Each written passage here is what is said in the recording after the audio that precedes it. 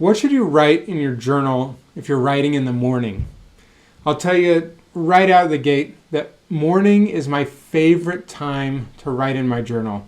And so in this video, I want to share why and what to write if journaling is something you want to do first thing in the morning. Let's jump into it.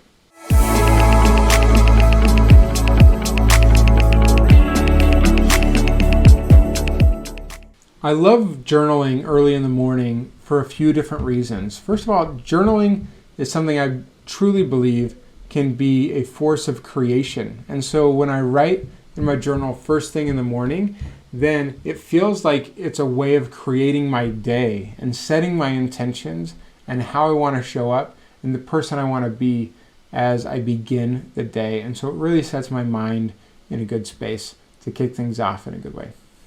Mornings also have a tendency to be quieter. I've got 4 young kids, and so if I can wake up before my kids do, then I can really set aside that time and space for a contemplative journaling practice that is much less likely to be interrupted by a little one who I love dearly, but it's a little harder to write in my journal when there's a lot of noise and chaos going on.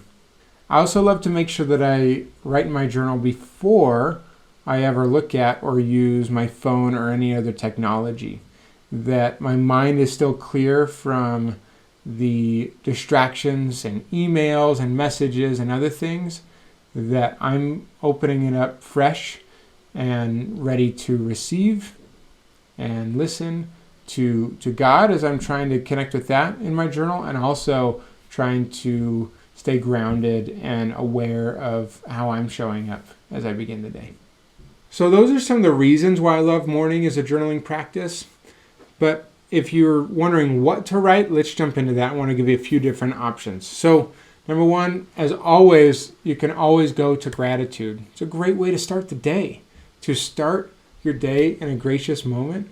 And what a beautiful way to begin the day in that sort of mindset. Number 2 is to identify your priorities or your intentions for the day. What are the things that are most important for you to focus on, to do, and to create that day? And so that's a real way to participate in that process of creation as you begin the day. Number 3, I really love to write affirmations, things to remind myself of who I am and how I want to show up that day.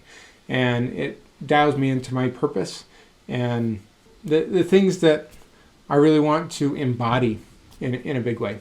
Number 4, I mentioned this a little bit earlier, but I love using my journal as a form of prayer. So I can pair this with reading scriptures or other holy books and connecting with God, and either recording some of the things I felt during prayer or even just writing in a journal. I love the concept of two-way prayer, which I've actually created a whole journal for that called the With God Journal, which helps you essentially write a question to God and spend time stepping back and listening to what you receive so that you can get an answer and write that down. So it's a two-way experience instead of prayer just being a one-way, let me put in my order, experience, which sometimes I have had a tendency to do.